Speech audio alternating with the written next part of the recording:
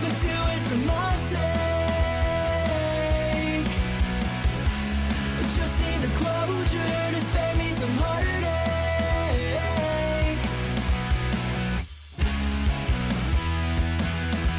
Say you'll be alright. Hola, je suis Joanne Van Haaf, lectrice, autrice et éditrice de romances. Le 16 août sort ma nouvelle romance Réconciliation, qui est le tome 2 de ma série Sentinelle du Kalahari. Et ça fait partie d'un multivers beaucoup plus vaste qui est le Kalahari, l'amour au bout du monde, placé dans un pays fictif, l'Afrique australe, que j'ai placé entre le Botswana et l'Afrique du Sud. C'est un pays de la taille de la Bretagne, ils sont 4 millions d'habitants et c'est un terrain de jeu fabuleux parce qu'après 10 ans de guerre civile, avec la paix, tout est à construire. Et il n'y a rien de plus émouvant que voir un pays qui se reconstruit, qui court après la modernité, qui court après la technologie, qui se développe. Et toutes les personnes qui ont des nouvelles idées, tout le monde est pionnier. Parce que comme il n'y a plus rien, tout le monde est le premier à faire quelque chose. La chose la plus basique.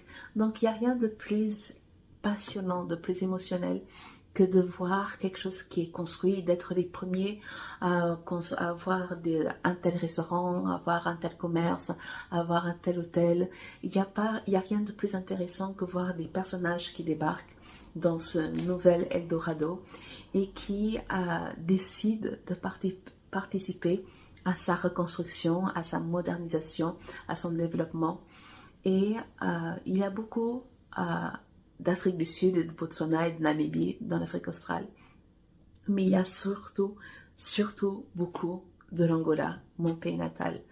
Et la chose la plus étonnante qui me soit arrivée alors que je suis en train d'écrire ces romans, c'est que j'ai une relation à peu près compliquée avec l'Angola, mais c'est comme si je me réconciliais avec mon pays qui lui est 100% réel, 100% qui existe réellement. Et que l'Angola aussi est sorti de 41 ans de guerre, entre la guerre de l'indépendance et la guerre civile. Et l'Angola aussi est parti à la conquête de la modernité, à la conquête elle a couru derrière le retard qu'elle avait. Il y a beaucoup de choses à redire sur ce qui se passe en Angola, mais j'ai réussi et je réussis au fil des mots à reconstruire une connexion qui me manquait. Et ça, c'est l'effet secondaire auquel je ne m'attendais pas du tout. Donc, je vais vous lire les premiers chapitres, le premier chapitre de Il était une fois le Kalahari, qui est le tome 0. Alors, le tome 0, c'est la présentation des protagonistes, de 7 protagonistes des 4 premiers livres de Kalahari. Et ça se passe 9 ans avant le premier livre, qui est Promesse du bout du monde. C'est les moments, les semaines, les mois avant le début de la guerre civile. Ce sont les moments où tout va basculer et où la vie de mes personnages va changer. Et c'est à cause des événements qui se déroulent dans Il était une fois le Kalahari, qui a changé de couverture d'ailleurs, qui existe. C'est parce qu'il y a ces événements que les romances existent. Donc, on va lire le premier chapitre. Je ne suis pas actrice, je ne suis pas prof de français. Vous voyez, les gens qui lisaient les pièces de théâtre, qui lisaient les poésies, que c'était super bien fait, super bien articulé. On va faire de notre mieux, les gens. Donc, il était une fois le Kalahari. Je crois que je vais vous lire la 4e de couverture. C'est plus facile parce que moi, les pitchs, c'est pas encore ça. Les plus belles histoires commencent dans le désert. Ce ne sont que des manifestations pacifiques contre le gouvernement nouvellement élu. Les idéaux de rue transforment pourtant le quotidien de 7 jeunes gens. Ils s'appellent Chandra, Abby, Lucky, Rodrigo, Sabrina, Indira et John. Ils sont australo-africains, français, américains, britanniques. Ils vivent leur première grande histoire. Ils ont des rêves et des projets, toute leur vie devant eux. Mais en quelques semaines, leurs destinées vont être bouleversées à tout jamais. Bienvenue à Polato, capitale de l'Afrique australe, minuscule enclave dans le Kalahari. Il est 7h30 du matin et la température au sol est de 30 degrés. Nous vous remercions d'avoir choisi notre compagnie et vous souhaitons un agréable séjour. Prête? C'est le point de vue de Chandra, qui est le héros de Promesse du bout du monde, le premier livre. Chandra, Polato, capitale de l'Afrique australe. Mesdames et messieurs, nous venons d'atterrir à l'aéroport international de Polato. Il est 7h30, heure locale, et la température au sol est de 30 degrés. Nous vous remercions d'avoir choisi Kali Airlines et vous souhaitons un agréable séjour. Le signal sonore annonça qu'on pouvait déboucler les ceintures de sécurité. Des passagers se levèrent pour récupérer leurs bagages. Chandra se frotta les yeux. Il avait oublié la durée du voyage. 10h30 de Paris à Johannesburg, puis 1 heure entre Johannesburg et Polato.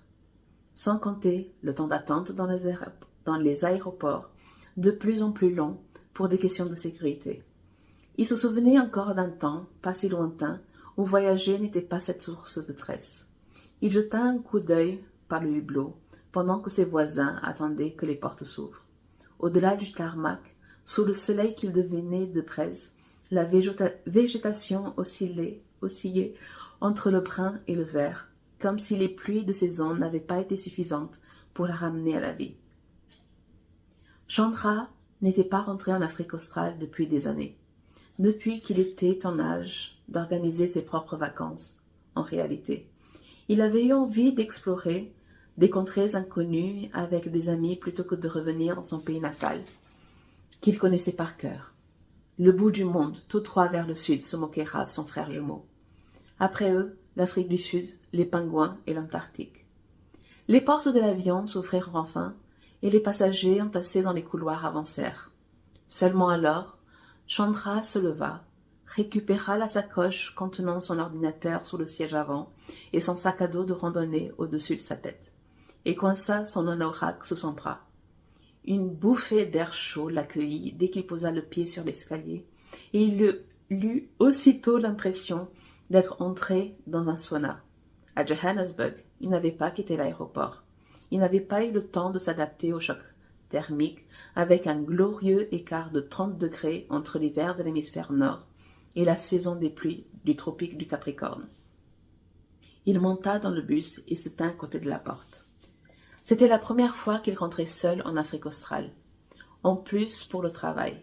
Journaliste depuis moins d'1 an, son magazine l'avait envoyé à Polato pour couvrir la tension sociale qui régnait depuis les élections générales de septembre.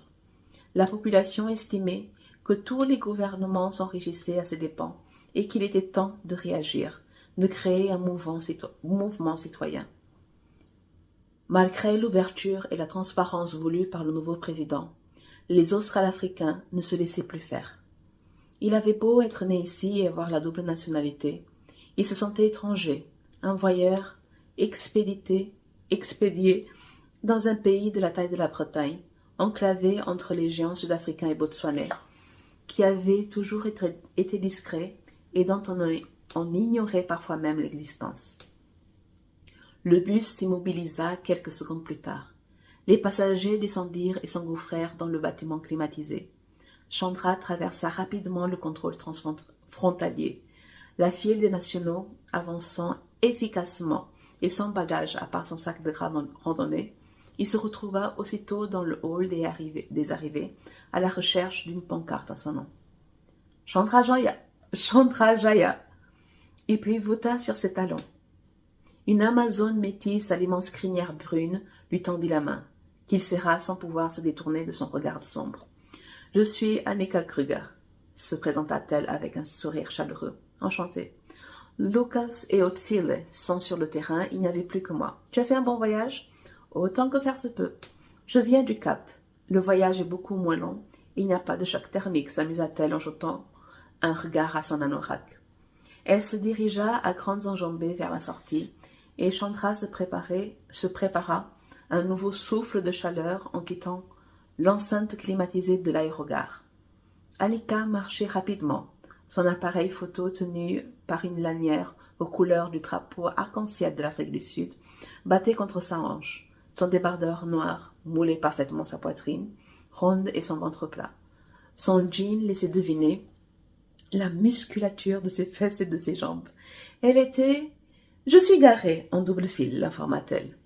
Chandra lui adressa un sourire innocent et rangea ses affaires dans le coffre d'une Range Rover kaki première génération avec de grands autocollants au logo de Global Vision sur les portières. C'est une relique, ne put-il s'empêcher de commenter en s'installant en avant, du côté gauche, après avoir essayé de monter côté droit. Tant qu'elle roule, s'amusa Annika. Elle boucla sa ceinture et posa son appareil photo sur ses genoux. « Tu es d'ici, d'après ce que j'ai compris, commença-t-elle alors qu'elle quittait le parking. Je suis née ici, mais on est parti en France quand j'étais gamin. On revenait juste pour les vacances, alors je suis d'ici sans réellement l'être. » À sa construction, l'aéroport international se trouvait au milieu de nulle part, en pleine savane. La croissance exceptionnelle, ajoutée au boom immobilier, avait fait se rapprocher la ville. En moins de 10 minutes, Chandra vit déjà les premiers quartiers qui semblaient avoir poussé de façon totalement aléatoire. « Ça a beaucoup changé depuis la dernière fois que tu es venue » demanda Annika. « Il n'y avait rien de tout ça, il y a 6 ans, répondit-il. Et ce n'est pas près de s'arrêter, malgré la tension. Ce ne serait pas la première fois, commenta Annika en haussant les épaules. Il leur fallut une quarantaine de minutes pour arriver devant l'immeuble sur Liberty Avenue qui hébergeait la rédaction provisoire de Global Vision. Basé à Paris, le magazine avait plusieurs antennes sur chaque continent. Le bureau central sur l'Afrique se trouvait à Nairobi, au Kenya, et les antennes les plus proches de Polato étaient à Pretoria, en Afrique du Sud, et Gaborone, au Botswana. Pour l'occasion, Global Vision partageait des locaux avec d'autres journaux internationaux. Pour l'instant, ce n'était que des troubles, ce qui n'était pas un scoop sur le continent. Alors les moyens humains, financiers et logistiques restaient minimes. « Tu travailles à l'antenne du Cap ?» questionna Chandra alors qu'ils attendaient l'ascenseur. « Oui, monsieur », répondit Annika avec un sourire. « On a très peu de photojournalistes titulaires sur le continent et les rares sont concentrés dans les zones très mouvementées comme les Grands Lacs, la Corne ou le Sahel. L'agitation au sud du Capricorne tient du fait divers, alors je couvre souvent une douzaine de pays au besoin. » Chandra siffla, admiratif. L'ascenseur s'ouvrit sur trois journalistes qui portaient les habituels gilets multipoches. « Le jour s'éclaire chaque fois que je te vois, » dit un des hommes au visage aussi rouge que ses cheveux longs à Annika. La jeune femme le détailla avec une moue désabusée, puis entra dans l'habitacle. « Il a fallu que les Anglais nous envoient un gros lourd, » grommela-t-elle alors que les portes se refermaient sur le presse écrit dans leur dos. « Ils travaillent pour nous, sans qui Chandra. »« Non, Dieu merci. On n'est que 4. Justin et moi, on est Sudaf. Lucas et Otsile sont d'ici. » Ils arrivèrent au 7e étage, dans un grand open space. Seuls les paravents avec les logos scotchés sur l'osier désignaient les zones assignées à chaque journal. « Ensemble d'improvisation, hein ?» se moqua Annika en avançant parmi les détails des bureaux. « On est serrés comme des sardines. Ce que tu dis de ce côté-ci, tu le liras dans un journal sudaf ou anglais le lendemain. Comment vous faites pour les scoops?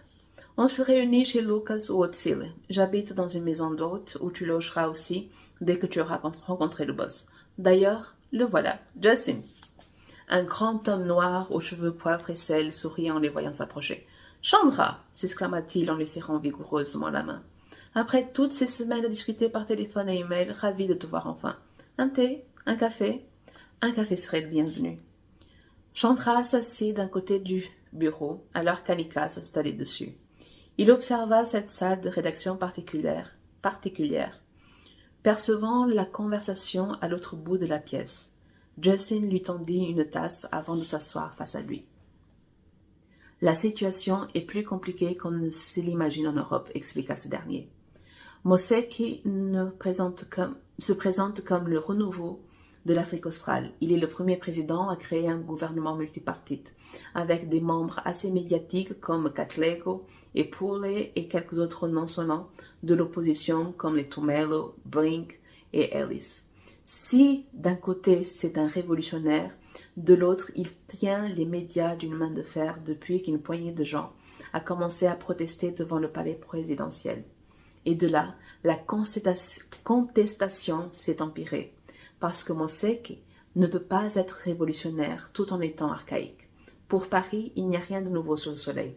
Ce n'est qu'une graine de dictateur africain comme une autre, alors il n'y a pas de matière à augmenter les moyens mis à notre disposition.